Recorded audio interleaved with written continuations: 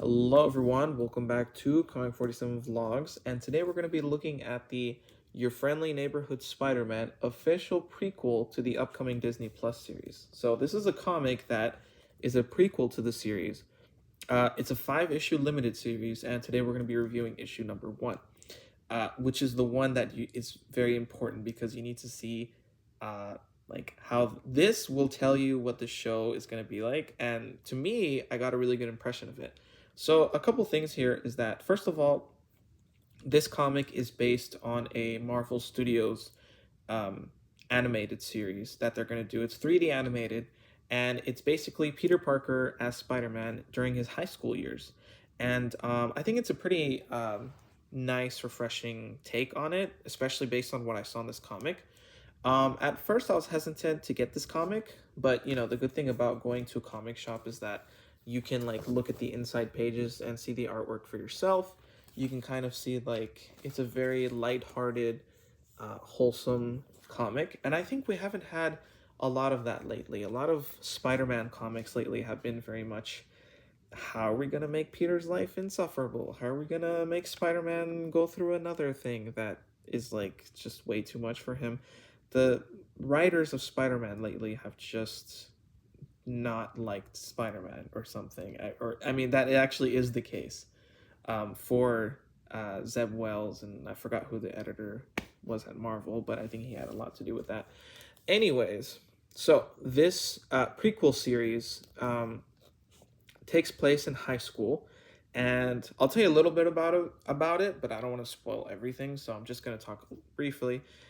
So Peter Parker goes to high school, and the high school that he's in has like this kind of explosion that happens, and pretty much right at that moment he got bit by a spider, and you know how it goes. He gets his powers, this and that, and they have a few new characters, and I really like how these characters are written because, first of all, um, you don't see MJ or Spider, or not Spider Gwen. You don't see MJ or Gwen or any familiar love interest of Peter Parker. You see this new person called Nico. At least I think she's new, um, because I just haven't seen her in just Spider-Man lore or comics lore. But maybe I just haven't seen that character as much. But I do think that she's a new character. At least she's a very underutilized character. So I think that's very refreshing for Peter Parker. And she has an adoptive mom. I'll show you her real quickly. She's like this goth style kind of punk girl, and I think her character is really, really interesting. And I feel like she has a lot of chemistry with Peter, and it's like something that's, I don't know, it's very natural and organic the way the series is written, and I feel like things are thought through throughout the series, and I feel like the writing is really good, and it gives me a lot of hope for the upcoming series for Disney Plus that they're releasing. And there's a lot of different things to talk about here. I mean, so she has an adoptive mother who's Peter's neighbor. The mom's last name is O'Hara, just like Spider-Man 2099's Miguel O'Hara, or O'Hara, however you pronounce that. So that's interesting. So I don't know if they're gonna put like maybe Spider-Man 2099 in the mix, or it's just kind of a cameo, or maybe a reference, and that's about it.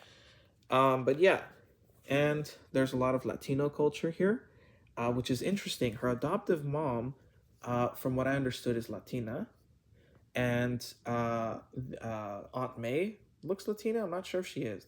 I don't think they said it, but she does look it.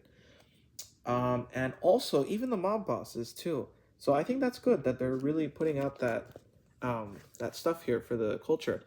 And I would say it's pretty accurate, especially the way the neighbor she brings like food for Peter and Aunt May, and just like that's very typical Latino culture, where like you have the neighbor just bring food to your house, and it's rude to reject it if you don't accept it, but it was done in a very wholesome way. So um anyways, there was so see, here's that scene if you want to see. So this is Aunt May. This is a younger version of Aunt May, and this is the adoptive mom of Peter's maybe love interest, Nico. At least she's a high school friend. I don't know if there's supposed to be a love interest there, but they do make good chemistry, even as friends or as romance interest. So Peter Parker gets his powers, right? And then, like I said earlier, this building sort of blows up. But then Nico and Peter go sneak out of the high school, and they see that things are not what they seem to be. That the high school was like deliberately blown up, and that this mob boss was involved, and they're gonna kind of look into that mystery. But it feels very like I don't know. It feels like old time cartoons that you would watch on a Saturday morning that you just don't get that feeling anymore. But it is brought to like a newer audience because they use like I don't know. She says like the word cringe, for example, but it's done very organically. Like I said, the writing is very organic. The characters feel like they just are real people, real characters. Um, I'd say the writing is really good. This gives me hopes for the Disney Plus series. So I think Marvel did a good job of promoting the series with this particular comic. I don't regret picking this up. Actually, I regret almost not getting it. But if you know me on this channel, I like getting issue ones a lot just to give a series a chance. If I like it, then I pick it up. If you don't like it, you don't have to keep reading. But I would say when you read comics, do try to give issue number ones a chance just to try it. That's it. It helps writers and artists kind of get their names out there, and it does help them kind of see feedback from people and see if the issue is good. And for me personally, I just like reading issue number ones because I realized that like I miss out on a lot of good series, and I didn't know because I didn't even give it a chance. So yeah, I would highly recommend this. It's a 5 issue series, so if you don't want to like get it at a comic shop, you could just wait until the trade paperback comes out. But I'm thinking maybe by the time that happens, the Disney Plus series will have already released. So I think now's the time to get it because it really builds up hype for the series that's coming soon. So I would say that yeah, really good series. Pleasantly surprised by it. And if you want, I can review issue 2. I think I might either way. So, anyways, that's my review on it. And yeah, thanks for watching, and I'll see you in the next one. Bye.